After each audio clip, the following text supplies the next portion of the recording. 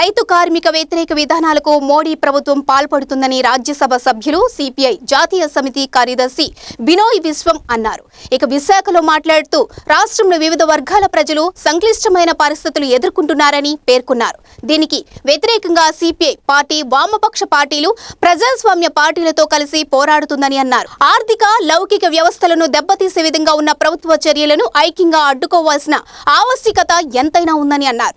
RSS నియంత్రణలో secular విలువలకు తిలోదకాలు ఇస్తూ ప్రభుత్వ పాలన సాగుతుందని అన్నారు. కార్పొరేట్ శక్తులకు ఊతమిస్తూ ఆదాని అంబానీల హవా కొనసాగుతుందని ఆరోపించారు.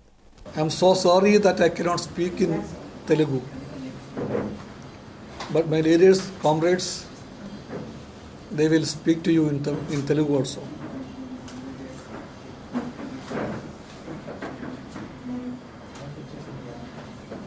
We meet you, the Communist Party meets you now in the backdrop of the 75th anniversary of the independence of our country. And we are proud that this is the 75th anniversary of the heroic Telangana armed struggle also. The Telangana armed struggle did play a role in keeping this country united. It foiled the game plans of the Nizam and his cronies for a separate state of Hyderabad, to take it away from India. So we are the part of that struggle which kept the country's unity and integrity with utmost seriousness, with our belief that it is precious. So this country's freedom, its sovereignty, its secular values, its concept of a republic in the true sense, and dedication of sovereignty, and its goal of socialist India, all these are very dear to us for the communists. And we are very proud to say that these basic national goals are not only of the communists. They are the founding principles of India's constitution. That's why we call it the constitutional principles. So we dedicate ourselves at this 75th anniversary of the country's independence to continue our struggle to safeguard the Indian Constitution and all its fundamental principles. And we are very sure that the people of India, who are the framers of the Constitution, and their socio-political will be very dedicated to win this battle for the country's prosperous future. The present government that ruled the country, the BJP, which is led by the RSS, we always want to say, whenever we mention the political party's name BJP, we want to prefix RSS before that. BJP in itself is nothing. BJP has its fullness when it is attached to the RSS. It is the RSS which functions as the brain and the spine of the BJP.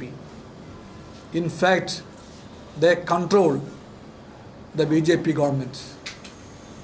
And that RSS has no concern for India's secular values. Without inhibition, they have stated that they stand for the building of a Hindu Rashtra, which is absolutely against the secular values of this great country. And that government even though they speak a lot from the rooftop about Atmanirbhar Bharat, in essence, the government led by Narendra Modi is undermining everything that is related to the Atmanirbhar Bharat. The typical example in Vizag, before our eyes, is the Vizag steel plant. Everybody knows the future of that great industrial establishment is now threatened. Threatened by whom? Threatened by the Atmanirbhar government. For whose interest they are doing it? They are doing it for the sake of the corporates, both from India and from outside. So this country is day by day is surrendered before the profit mongering of the corporates of the world and of India. And this Vizag steel plant is going to be a victim of that looters' greed for profits. That's why tomorrow the Communist Party, as part of its continuous struggles, is launching one more protest day in Vizag. We are part of that struggle. United, we fight for this cause to save the steel plant. Independently, we struggle for that cause, and we are sure that the people as a whole will fight and win this battle. Otherwise, any day that sword of Damocles may fall on the head of Vizag steel plant in the form of in the name of or in the form of Adani or Ambani. It may come to kill the Vizag steel plant, which is a very prestigious and honorable public sector undertaking. I did not tell you the whole history of that steel plant. It was the people who built it. It is the dream of a great area. That's why thousands of acres of land was set apart for the steel plant. And the people did a big sacrifice for it. Thousands of inhabitants, they volunteered to go away from their homes to any place because they wanted the steel plant to come to this place. Thus it emerged. Thus it flourished. Even today, it is not a loss-making enterprise. It is running rather in a good way, even though the government of the country is not supporting it. Vizag steel plant is trying to be on its own legs, facing all odds, and the government very purposefully is closing their eyes to these facts. And we want to take this message. Vizag steel plant is under attack, not from outside, but from within. The government is the killer, nobody else. That's the plight of the Vizag steel plant. We would like to ask the government of Andhra Pradesh, where do they stand? Do they stand with the people of Andhra Pradesh? Or do they stand with the BJP government? We are very, very glad to say that when the workers and the people agitate, we can see the YSRCP among those ranks of the people who strike, who agitate. But we can see the same YSRCP inside and outside the parliament raising their hands for everything that the BJP is doing. The compulsions may be there, and the compulsions may not be very easy to make public for them. But this is what they say. They are trying to run with the hare and hunt with the hounds. That is the game plan of the YSRCP.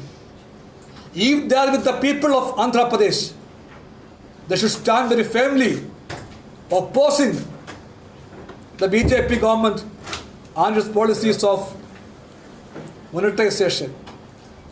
Nobody knows what this monetization is. Monetization is nothing but the preludes to the move of privatizing everything. A whole country is now on the table for sale. Everything for the sale. Shameful it is. A government that swears in the name of Atmanirbhar Bharat is selling everything. They are selling off all the family properties, the LIC, the GIC, the banks, the airports, the seaports, their companies, the mines, and what else? We can say in one sentence: the sky, the land, and the apes, Bhumi, Agasham, Padalam, all are for sale under the Narendra Modi government. So the Communist Party want to let the country saying one thing. 2 days back, it was the birth anniversary of the Prime Minister. And they made a big drama out of that. 2.5 crores people were given vaccination on that day, making a celebration out of the Prime Minister's birthday. In that context, the Communist Party would like to ask how many birthdays they need for a universal vaccination. Vaccination is not a prasadam by a government. It's the right of the people. This is our land, and we have a right to live in this land. So a government of a republic, which is the people's government, if they claim so, it has a duty to see that every Indian citizen get the vaccination free of cost. Even today there are 3 stages: government vaccination, then private vaccination, then state vaccination, central vaccination. The prices are also varying. Why? When such a big pandemic has come on the country and the people, the government consciously is trying to support the private vaccine makers to plunder the people. We have a very strong public sector pharmaceutical chain in this country. Indian pharmaceutical world system is one of the best in the world. India was once known as the pharmacy of the world. Almost for every diseases, the vaccines were produced here, and the vaccines were given to the whole world, to other countries also, in moderate paces. That was India's tradition. In that India, when COVID came, the government is trying to support the private manufacturers to loot the people in the name of the pandemic. Again, I would like to say, shame on the government. One of my friends were telling yesterday, if Narendra Modi will have a birthday every day, today is a birthday, tomorrow birthday, day after tomorrow also another birthday, and every birthday 2.5. In that way, it could have been completed by this time. But even On that day of his birthday, it was 19.5% of the people only got 2 doses of vaccines. India is lagging behind. And this is the situation of today. And the Communist Party understand very well that the challenge before the Vizag steel plant is not an isolated one. It is part of a government scheme to save this country and place this country at the feet of the profit mongers of the world. This is a government controlled by the FDI, foreign direct investments. So they call on democracy for the people, by the people, and of the people. But we would like to say, for the FDI, by the FDI, and of the FDI. That is the Modi government. So the Communist Party, along with the